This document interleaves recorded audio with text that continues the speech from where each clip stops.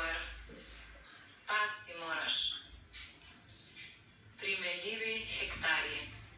Odlomek. Prva stvar, ki sem jo zares vzljubila, ko je mama na vrat na nos obelodanila, da ima kmetijo, je bila stara cimprača, ki je stala na nizki vzpetini pri cesti. Na vogalih so ji apneni in ilovnati ometi odpadli v srčastih oblikah in pod seboj odkrili masivne hrastove sohe, staroletno tramovje, prepredeno z mrežicami iz slame in trstičja in staknjeno skupaj z izrezljanimi drenovimi zatiči. Hiška je morala biti stara 100 let. Ah ne, stara je bila veliko več. Razpadala je v umetelno žalost, ki je prezirala vsakršno pomilovanje, s samoumevnostjo, ki jo premorejo hiše, ko ostanejo nepotrebne in same. Ona je samevala desetletja, boj za življenje pa je vendar toliko hujši, kolikor bolj si prepuščen v njem lastni iznajdljivosti. Z vsakim tramom se je krčevito upirala gotovemu koncu. Sramovala se ni niti najbolj pogrošnih poskusov, jezuščkov po kotih, plastičnih rož nad vhodi in kamuflažnih tapet z lastovkami in jeleni čez stene v predsobi, ki je več kot očitno razpadala na osnovne delce. Sploh pa je bila napokana.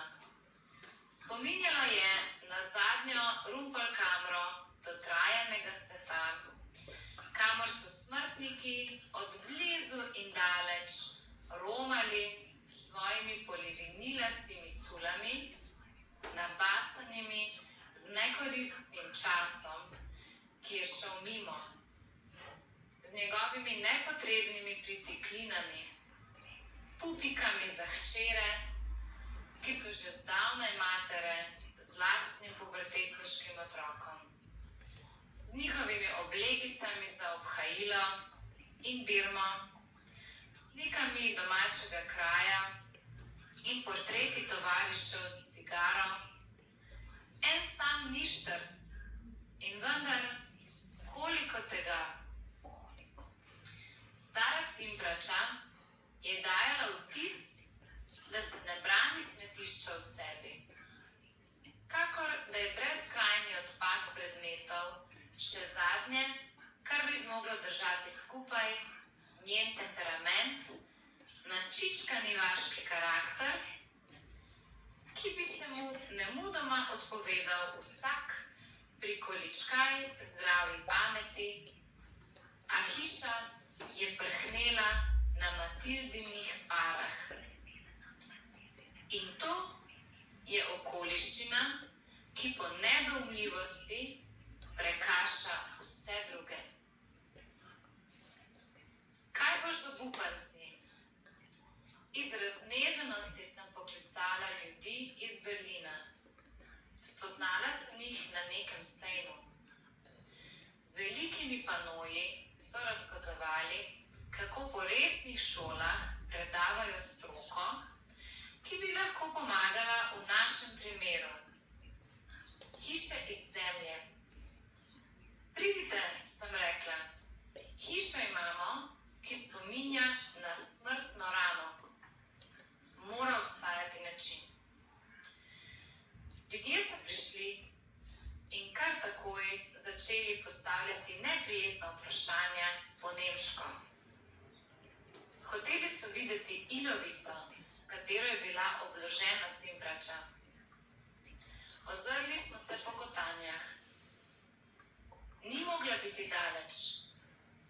Starec, ki je poznal kraje, je pokazal na prvi greben na desni.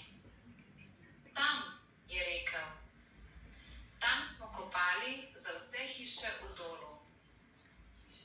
Tam se je razraščalo divje robidovje, kakor da bi se med sadovnjakom in strmim makadamom zarasla lisa, ki je bila videti kot hrib.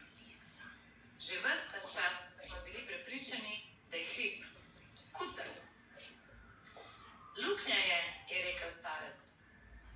Zakopali smo lopate in vse nas je popikalo.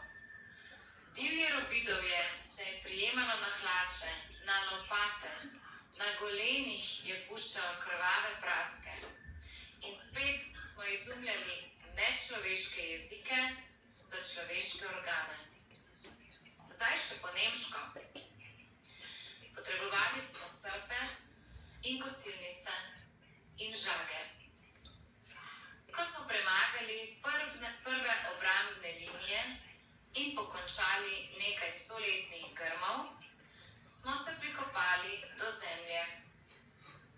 Jo že voham, je vzkliknil Berlinčan. Zavihtel je kramp in spodaj je kresnilo.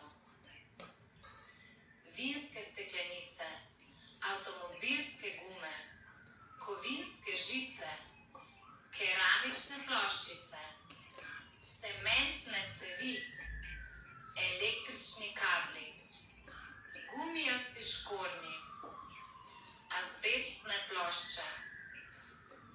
Prvovrstno nahajališče čiste ilovice je odprlo drobovje in izbruhalo v svet svoje prave zaklade. Kjerkoli smo zasadili lopato, isto. To ni kmetija. Krik se je sprožil sam od sebe. To je deponija. Zadrževati smo se morali. Do te točke je bilo preklinjanja že dovolj. Užaljeno smo odslovili berlinske ljudi. Da ti takole dregnejo, kamor jih nihče ni prosil. Predvsem pa smo morali s konvoji opraviti sami. Bile so dolge, smrdeče kolone s spremstvom. Po zabasani ilovnati kotanji smo odkrili bogato izpopolnjeno vdolbino pod nagnjeno brezo. Naložili smo 2 tovornjaka. Bila je tudi manjša kotlina, kotlinica, med majavo jablano in nekdanjo mlako, kjer so bili sortirani akumulatorji in potekli žaklji umetnega gnojila. Plastične kante s škropivi in strupi pod skladovnico, za katero smo verjeli, da so drva za kurjavo. Zbali smo se lastne sence. Imeli smo nočne more pred nečim tako temeljito kmečkim, kot je zasajanje motike. Samo vprašanje časa je bilo, kdaj bodo izpod vrta ali dvoriščne gredice ali senčnate hruške začele mezeti nove 7-glave zveri. Obešalniki za plašče ali madonine podobice v izciranih okvirih. Nenadejana odkritja v podzemlju so nas navdala z neprizanesljivostjo. Okrutno smo se lotili cimprače. Izvotlili smo jo v 2 popoldnevih. Štalo pod njo smo praznili 6 dni. To je bilo več kot dovolj, kajti 7. dan bi lahko našli, kar smo odkrili 5 let kasneje, ko smo poglabljali drenažo. Odlagališče za barbike, kasetarje, ovitke za zvezke in zobne ščetke na nekdanji gnojni jami. Smeti je bilo za pokrito prikolico. Mama je kako razburjena koklja sedela na oglu in preštevala tovornjake, ki so z njene nove kmetije odvažali izkopano imetje. In v očeh si lahko prebral strah, da se kolone nikoli ne bodo ustavile. Nikdar. Druga za drugo bodo odpeljale vse, kar je obsegal ta košček zemeljske oble, in na zemljevidu bo ostala prazna bela lisa. Nič, niti črka na papirju. Vse, kar bi lahko bilo vsebina, bo šlo nekam v sežigalnico odpadkov ali na Rdeči križ. Medtem, ko se bodo ogrodne koordinate, geografska dolžina in širina, zrušile vase, kakor cimprača, ki je 2 dni po praznjenju naredila smrtonosno grimaso v obliki črke M. Marija, pomagaj.